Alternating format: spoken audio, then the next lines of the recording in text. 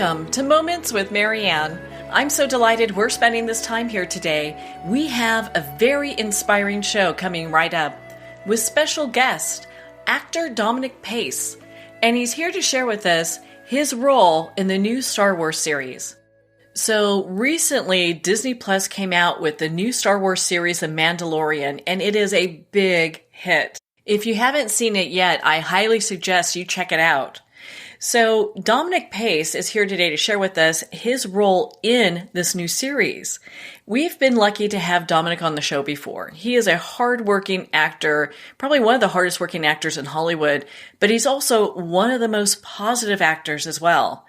So Dominic has been working as a character actor for almost 20 years in Hollywood. Some of his notable TV guest appearances have been in NYPD Blue, Navy, NCIS, The District, Cold Case, and an upcoming segment in 911.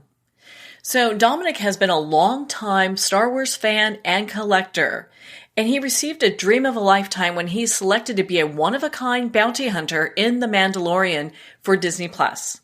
Make sure to mark your calendars. He's going to be featured in 2 episodes of the series, and he'll also be starring in an upcoming feature film, Anonymous Killers. So let's welcome to the show, Dominic Pace. Hey, thank you so much for having me. Happy to be here. Oh, what an honor it is to have you here. You're one of my favorite actors, and man, you've got things going on all the time. Absolutely. It's just been a culmination of 23 years of just hard work, a lot of, grit. You just put your nose to the grindstone and a lot of good things happen, and all of a sudden it's just all coming together at once. I couldn't be more grateful and happy every day to be doing what I love. Well, it's interesting. I mean, you're probably one of the hardest working men in Hollywood that I know. And you talk about, it's 23 years of grit, and then all of a sudden everything just kind of falls into place. And my goodness, I mean, there isn't a great movie out there that you're not a part of. Well, God, I wish that was the case, but thank you. I'll tell you, just a guest star every couple of weeks or a co-star just means the world to me. Sometimes it's just 1 or 2 days of work, but I'll tell you, just to have that appearance and to continue to keep building our name, and again, do what I love, it's just more than I could ever ask for. I have 2 beautiful sons. They're both 14 and 11, Dante and Bennett.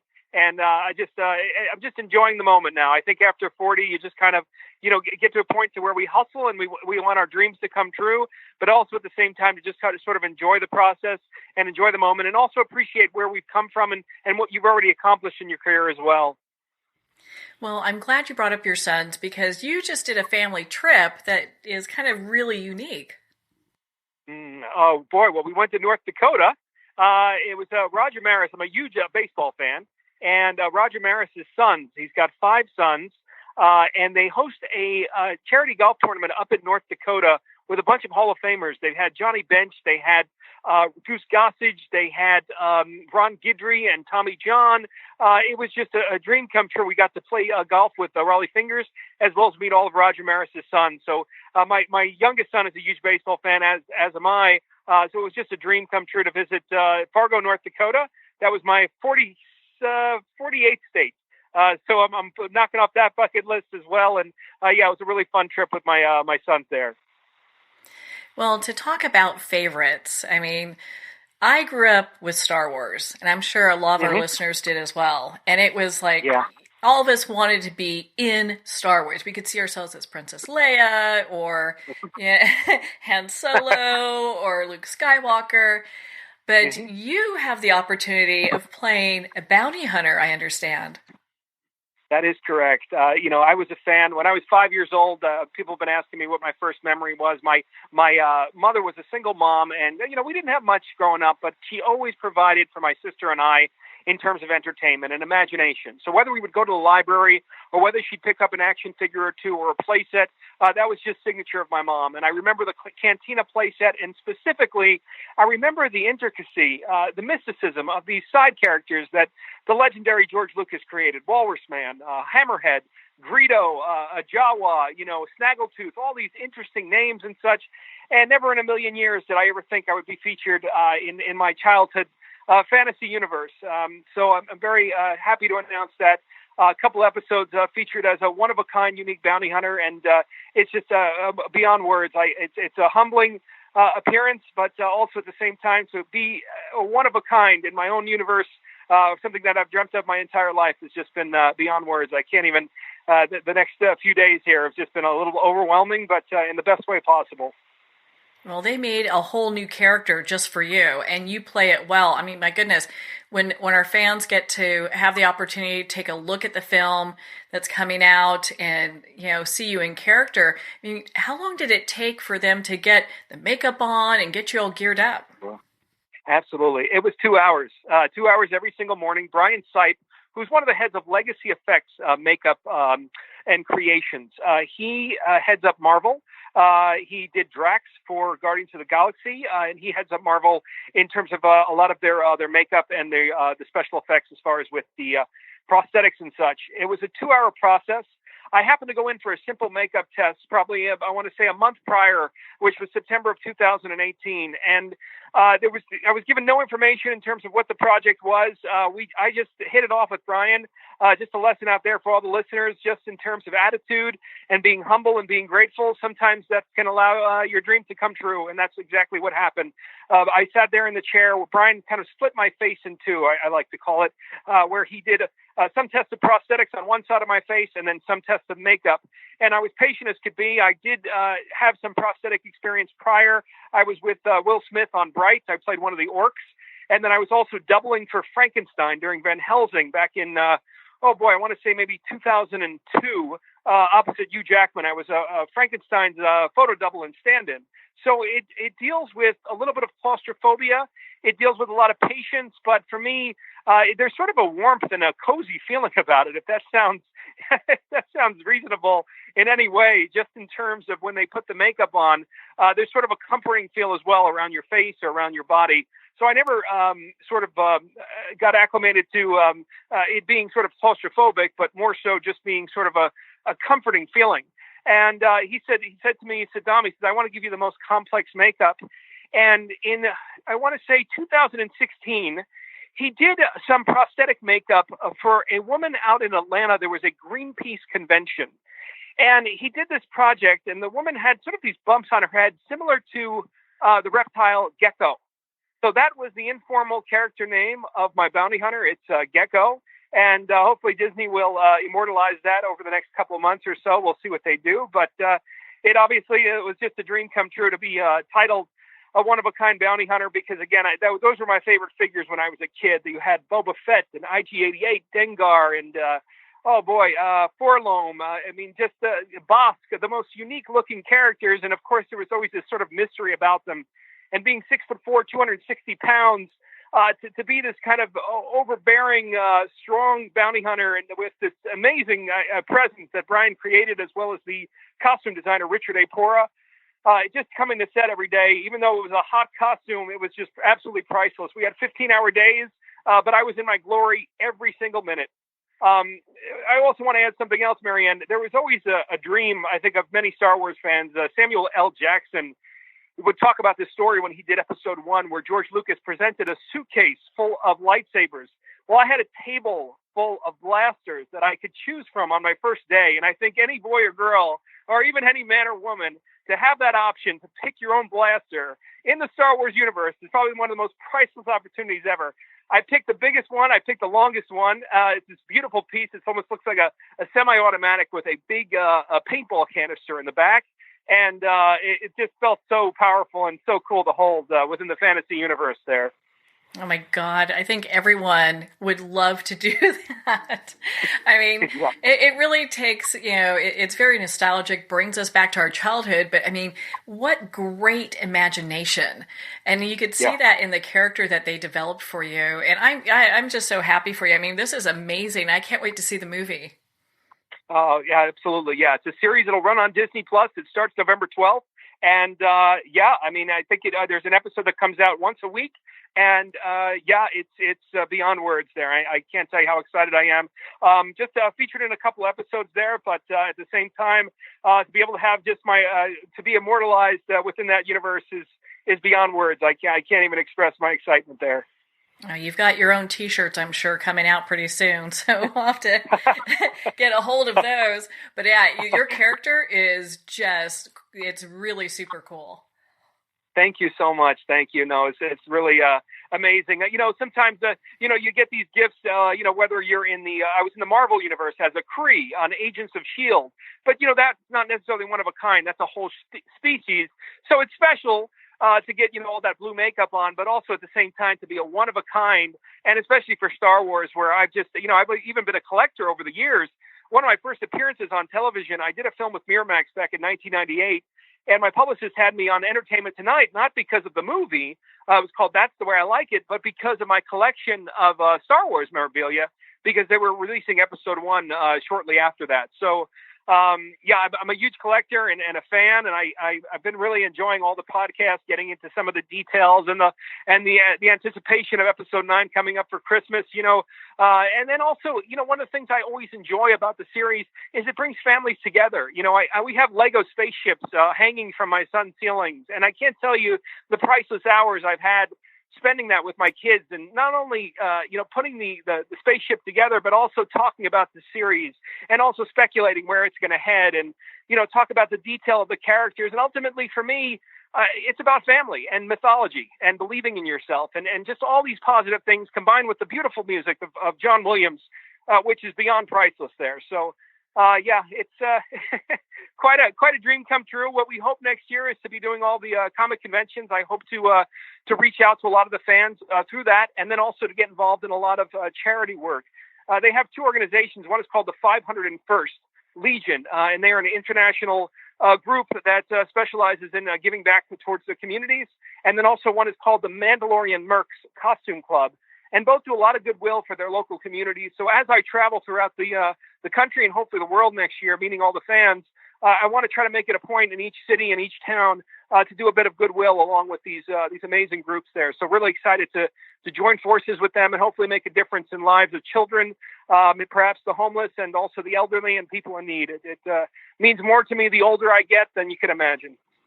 Well, you're an amazing individual, I have to say, Dominic, and I'm applauding you and cheering you on. What do your sons think about your role in this Star Wars series? Well, I got to be honest, we're kind of holding our breath to see the fallout, because my entire career for 20 years, I've been so fortunate to be on television, but it's never been a title of celebrity. It's never been a title of having anything so substantial where people are running you down on the streets for an autograph and such. So I think there's a bit of naivete right now because we're still in the beginning stages. I think perhaps early next year, and again, I welcome the VIP treatment, especially when it comes to sporting events and such. But I think they're still kind of in a bit of a daze at first because they kind of just see that as a working actor. I grind out with a million odd jobs as well up until now. So I think it's going to be sort of a special surprise come Christmas and also early January when we see the effects of this. Well, I'll have to send you a hat so you can hide out. So yes, I got. If we get to mustache and sunglass status, I think we've done pretty well for ourselves. But I'll let you know, Marianne. Well, I know that this is going to be a big hit. And so it has me thinking. I mean, you have this really big Star Wars collection that you've had for some time. Who's your favorite character during all this time besides you now? Well, I'll tell you, it's an even tie between Boba Fett, to me, who had the coolest outfit in the world, not to mention the coolest occupation. Now, I am a little bit jaded because obviously, I am a bounty hunter now. So, the bounty hunter career is amazing. But I've always just been a true fan of Harrison Ford, the alpha that he had as a strong, we talk about strong women in today's society. Well, listen, I mean, we cannot deny the presence of a strong male and a strong alpha male. And to me, growing up, I always loved that. And I believed in that. And just the way that he performed, not only as Han Solo, but also as Indiana Jones, he was such an inspiration in terms of what a true definition of a Hollywood movie star is. And I thought that he carried that trilogy from start to finish in many ways. And so it was such a joy to appreciate him growing up and all of the pieces that he's done throughout his amazing career. I don't think there's a kid alive at that time that didn't absolutely love him, Yeah, without question. I mean, you can probably count on one hand, Marianne, the number of actors and actresses who have strength and also charisma. And he has that perfect balance to where he's charming, but also at the same time, when you got to get that job done, Han Solo or Indiana Jones was there. And it was just so great to see it through the eyes of a child. And even now to appreciate him, even in his older age there now. Yeah, without a doubt. My goodness. Now, has being a character in Star Wars, has that been like a lifelong dream for you?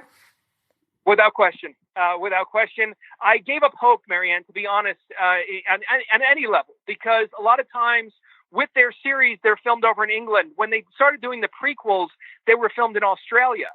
So the other thing is, too, especially for supporting side characters, they are not going to fly you out from New York or Los Angeles or Texas or wherever unless you're one of the stars where at that point you're established and you have your pick of the litter in terms of major motion pictures. But for someone like myself who's been a working actor, but at the same time, my agent can't just drop my name to a major studio and they pick you up. It was just beyond words, not only the timing for it to be filmed here in Southern California, but also at the same time for somebody like myself, even though I've been a successful working character actor, I just don't have that sort of muscle, and neither does my agency in order to get you in. So it was just the luck of the draw. And again, I can't say enough about just always having a good attitude, because you never know who you're going to meet. You never know who you're going to come across who might be able to help your career out. And of course, you always keep your own self-respect and dignity. But, you kill people with kindness. There's nothing wrong with that, because you want the same in return. So I'm just so grateful that Brian Sipe recognized my passion, my humbled personality, and again, this week and a half that they filmed there in 2018 was just I tell you, I'd come to work every day and I just had to remember to breathe, because it just seemed like it was I was dreaming. I mean, there's no other word for it. That's what I felt like. I bet. Oh my goodness. I mean, that is just absolutely amazing. I love Star Wars. And so, to have somebody I know like be a character, I'm like, oh my God, this is the coolest thing ever. Yeah. And Marianne, if I could add too, just in terms of a compliment to the cast and crew, I have never in my 23 years have ever seen any cast and crew so beautifully diverse. And I think that was just sort of a sign of the times in such a beautiful way. Men, women, people of all, sizes and races and genders, et cetera. To be on set and to see that was really inspiring in so many ways. And so that was just really a refreshing view in terms of having that experience for the week and a half of just that togetherness, coming together for something that people from all different walks of life appreciate and they love. And this is something for the entire world. So I'm just honored to be a small part of it. What was one of the moments on set that you really will remember and cherish always? George Lucas was there. No way. George Lucas was there. It was Jon Favreau's birthday. It was the first day that I was filming, and I was walking into this sort of cantina-like bar. I can't say what planet we were on, but it was sort of a cantina-like bar. And sitting right there with his arms folded, talking about the detail of the Mandalorian universe was God himself. And I thought to myself at that time, I said, God, you can probably count on one hand how many legends have had this budget. Perhaps J.K. Rowling, Walt Disney, and George Lucas, perhaps maybe Spielberg, in terms of being able to have that much money to create your mind to the fullest in terms of this entire fantasy universe that so many have become inspired from. So it was just amazing. Again, complete professionalism on set. You can't, just go up to the directors or to George and, shake hands and hobnod. When you're dealing with millions and millions of dollars of a budget, when you're at work, especially as an actor, unless they're approaching you, you just have to be very respectful. But just to be in the presence of them was beyond words. And of course, nothing to be taken away from Kathleen Kennedy, who was also there, as well as one of the creators, David Filoni, who's done an amazing job with their animation with Star Wars Rebels, as well as the Clone Wars.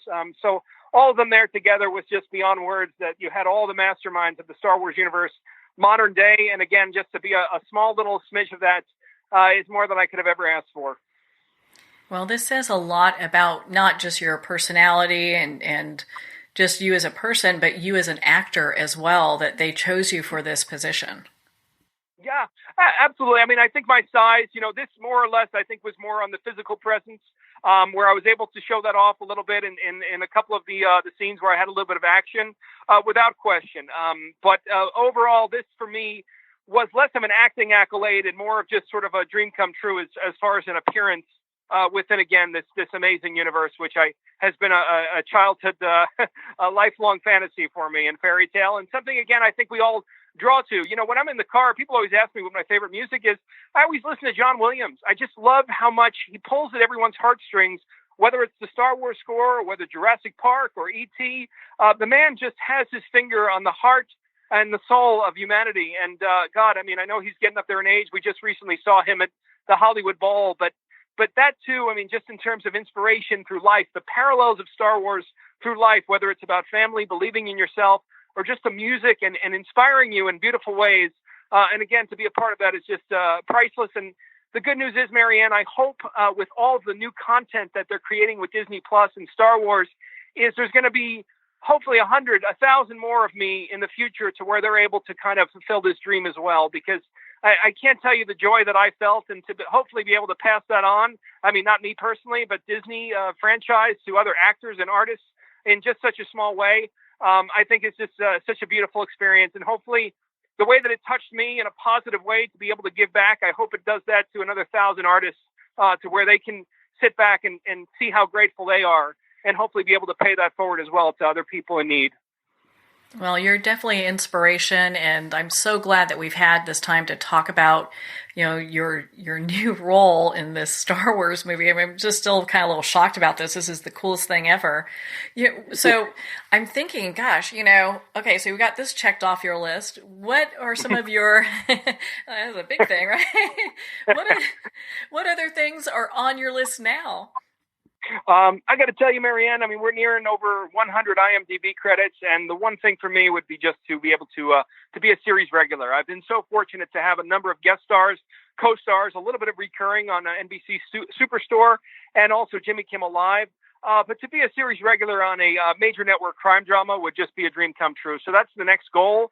But no matter where the business takes me, I've hit a certain age, and again, with this in general, where I may be one of the few Americans and maybe one of the few aspiring artists, to where I look at my life now as the cup half full, to where what can I do for others? How can I inspire others? How can I help others? And most importantly, just to be there for my children and to care for them and hopefully leave them a better world than I had, in many ways. So that's kind of the focus right now. And I know that, the American lifestyle is sort of always, what can we do next and where can we achieve? But there's also something to be said about truly being genuinely content in terms of what we have achieved.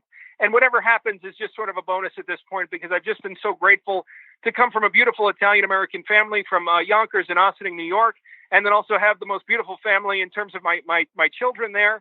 It's just been beyond words there. So just been grateful. And I can't tell you enough how much I will be paying this forward next year. Just this small little sliver of the universe and this opportunity to hopefully be able to touch others' lives. That would be my goal, to be able to give that gift and give that dream to somebody else now. Well, Dominic, you are such an inspiration to so many inspiring actors, just, people looking to make changes and just having that positive attitude. I really applaud you. Thank you so much, Marianne. I appreciate it. And again, when you come from humble beginnings, a lot of times just a little bit of success, a little piece of the diamond is just more than enough to be content in life. And you realize as you get older that it's not materialism that makes you happy. It's really, truly love. And for me, that's what I'm looking for now. And it doesn't necessarily encompass getting a bigger role or a series, et cetera. Of course, we always want that. But really, it's sort of the focus in terms of focusing on love, which I think is the ultimate goal for many. Well, Dominic, thank you so much for taking the time to be on the show with us here today. Thank you so much, Marianne. It's been a pleasure, and I just want to thank all the listeners and all the Star Wars fans for all their support of this little side character. I hope to see you at some of the comic conventions, and if there's anything I can do charity-wise, please don't hesitate to reach out. You can reach me at Dominic Pace on Instagram or Twitter or Facebook, and it'll be a pleasure to chat with you there. Well, thank you, Dominic. It's always such a treat to spend time with you and talk about what you're working on next. This is one of my favorite series, and I can't wait to watch the next Mandalorian. To keep up with his guest appearances at Comic-Cons and also to connect with Dominic, make sure to reach out to him on social media. Well, we're at the end of our time today. I would like to thank everyone for tuning in. You're listening to Moments with Marianne. And remember, make every moment count.